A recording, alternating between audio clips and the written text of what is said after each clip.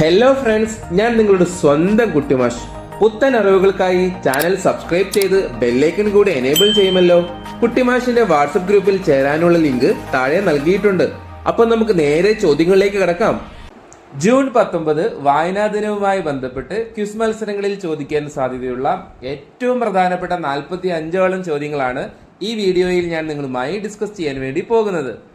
ഒന്നാമത്തെ ചോദ്യം: ആരുടെ ചരമദിനമാണ് കേരളത്തിൽ വായനാ ദിനമായി ആചരിക്കുന്നത്? ഉത്തരം: PN പണിക്കർ. വായനാ വാരമായി ആചരിക്കുന്നത് എന്ന് മുതൽ എന്ന് വരെയാണ്? ഉത്തരം: ജൂൺ 19 മുതൽ 25 വരെ. PN പണിക്കരുടെ മുഴുവൻ പേര് എന്താണ്? ഉത്തരം: പുതുവായിൽ നാരായണ പണിക്കർ. കേരള ഗ്രന്ഥശാല സംഘത്തിന്റെ മുഖപത്രം ഏതാണ്? ഉത്തരം: ഗ്രന്ഥലോകം.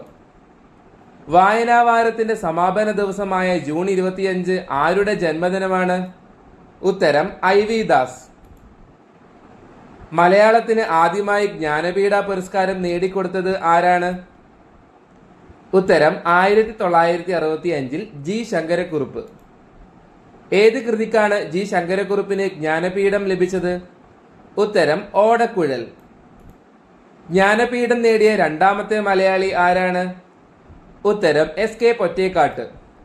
SK പൊറ്റേക്കാട്ടിന് ജ്ഞാനപീഠം ലഭിക്കാൻ കാരണമായ നോവൽ ഏതാണ്? ഉത്തരം: ഒരു ദേശത്തിന്റെ കഥ.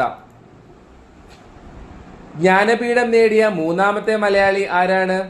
ഉത്തരം: തകഴി ശിവശങ്കരപിള്ള. തകഴി ശിവശങ്കരപിള്ളയ്ക്ക് ജ്ഞാനപീഠം ലഭിച്ചത് ഏത് കൃതിക്കാണ്? ഉത്തരം: കയർ. മലയാളത്തിൽ ഏറ്റവും ഒടുവിൽ ജ്ഞാനപീഠം നേടിയത് ആരാണ്? അതായത് ആറാമതായി, ഏറ്റവും അവസാനത്തേത്. ഉത്തരം: 2019 അക്കിത്തം അച്യുതൻ നമ്പൂതിരി.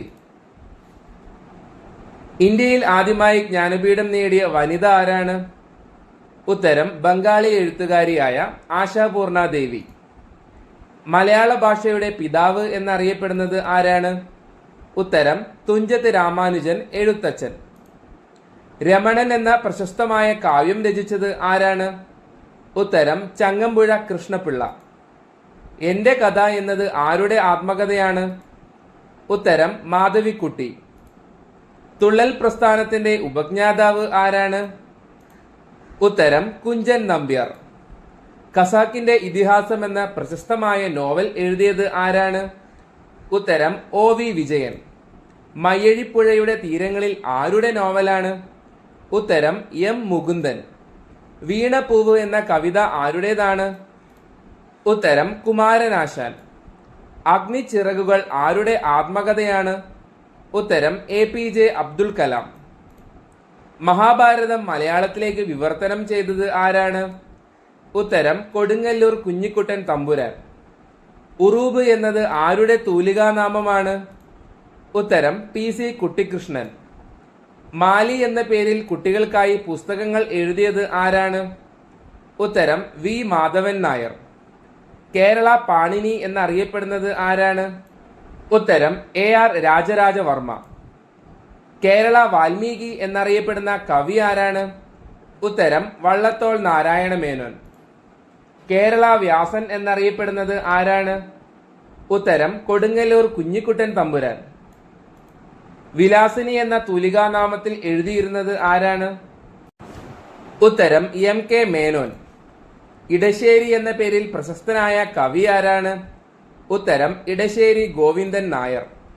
ചെറുകാട് എന്ന തൂലികാനാമം ആരുടേതാണ്?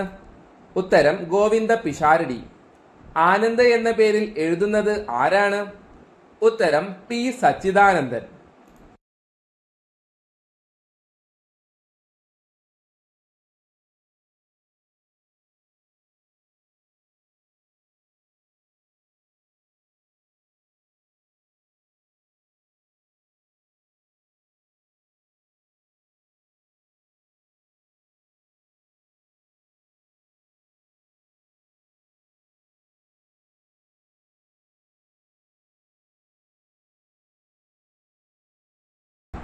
ഇന്ത്യയിലെ ആദ്യത്തെ സമ്പൂർണ്ണ സാക്ഷരതാ പട്ടണം ഏതാണ്? ഉത്തരം: കോട്ടയം. അന്താരാഷ്ട്ര സാക്ഷരതാ ദിനം എന്നാണ്? ഉത്തരം: സെപ്റ്റംബർ 8. പ്രശസ്തമായ പഞ്ചതന്ത്രം കഥകൾ രചിച്ചത് ആരാണ്? ഉത്തരം വിഷ്ണു ശർമ്മ. ലോകപ്രശസ്തമായ ടോട്ടോചാൻ എന്ന പുസ്തകം ഏത് ഭാഷയിലാണ് ആദ്യം എഴുതപ്പെട്ടത്? ഉത്തരം ജാപ്പനീസ്. കുട്ടികളുടെ പ്രിയപ്പെട്ട ഹാരി പോട്ടർ പരമ്പരയുടെ രചയിതാവ് ആരാണ്? ഉത്തരം JK റൗളിംഗ്. ജംഗിൾ ബുക്ക് എന്ന പുസ്തകം എഴുതിയത് ആരാണ്? ഉത്തരം Rudyard Kipling. Alice in Wonderland രചിച്ചത് ആരാണ്? ഉത്തരം ലൂയിസ് കരോൾ. മലയാളത്തിലെ ആദ്യത്തെ പത്രം ഏതാണ്? ഉത്തരം രാജ്യസമാചാരം. മലയാളത്തിലെ ആദ്യത്തെ ദിനപത്രം ഏതാണ്? ഉത്തരം ദീപിക. മലയാള ഭാഷയിലെ ആദ്യത്തെ നിഘണ്ടു തയ്യാറാക്കിയത് ആരാണ്? ഉത്തരം ഹെർമൻ ഗുണ്ടർട്ട്. കേരള കലാമണ്ഡലം സ്ഥാപിച്ചത് ആരാണ്? ഉത്തരം വള്ളത്തോൾ നാരായണ മേനോൻ. മഹാത്മാഗാന്ധിയുടെ ആത്മകഥയുടെ പേരെന്താണ്? ഉത്തരം എന്റെ സത്യാന്വേഷണ പരീക്ഷണങ്ങൾ. മലയാള സർവകലാശാല സ്ഥിതി ചെയ്യുന്നത് എവിടെയാണ്? ഉത്തരം മലപ്പുറം ജില്ലയിലെ തിരൂരിൽ. ഇനി നിങ്ങൾക്കായി ഒരു ബോണസ് ചോദ്യമാണ്. ഈ ബോണസ് ചോദ്യത്തിന്റെ ഉത്തരം അറിയുന്നവർ ഉത്തരം കമന്റ് ചെയ്യുമല്ലോ. ഉത്തരം കമന്റ് ചെയ്യുമ്പോൾ നിങ്ങളുടെ പേരും നിങ്ങൾ പഠിക്കുന്ന സ്കൂളിന്റെ പേരും കമന്റ് ചെയ്യാൻ മറക്കരുത്. ഞാൻ ബോണസ് ചോദ്യം വായിക്കാം. ആദ്യത്തെ ഓടക്കുഴൽ അവാർഡ് ലഭിച്ചത് ആർക്കാണ്? അപ്പം മറക്കാതെ ഉത്തരം കമന്റ് ചെയ്യുമല്ലോ അല്ലേ?